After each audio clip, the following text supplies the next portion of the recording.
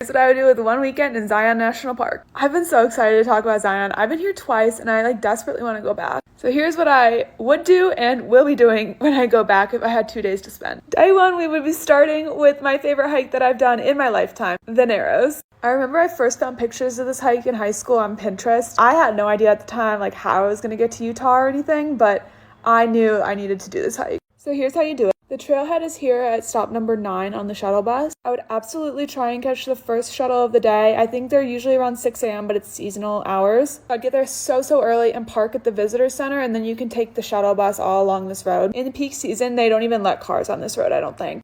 And if you're staying in town, there's also a bus line that takes you from a bunch of different bus stops in town to the visitor center, and then the visitor center one will take you to all the hiking trails in the park. So these are the stats for the Narrows. I know it says it's closed. It usually closes for a couple weeks in the spring because of the snow melt and it makes the river move too fast, but it'll reopen. So yeah, you just hike as far as you want through the water. The whole trail is underwater and it goes from ankle deep to waist deep. And y'all, it is chilly. I wore leather hiking boots, which is just fine. The only thing I wish I had was a good walking stick. I heard somebody say once that walking this trail is like walking on wet bowling balls, and that is so true. So just make sure whatever shoes you're wearing, they have ankle support. So that'll take all day. So after that, I'd recommend staying in Springdale, Utah. It's literally right next to the park. But there's also really good BLM land around here if you'd rather camp. All right, moving right along. Day 2, we're doing the other most iconic hike in Zion, Angel's Landing. You do need a permit for this one. These are the stats, but don't underestimate it. It's a hard 4 miles. It starts with just a ton of these brutal switchbacks,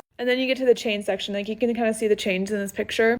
But at the top, you're going to get rewarded with just these insane sweeping views of the canyon. If the heights are not your thing, or if you have some extra time in the afternoon, I definitely recommend the Zion Canyon Overlook. This is in a much less crowded part of the park, and the views are insane. Follow for more national park itineraries and let me know which park you want next.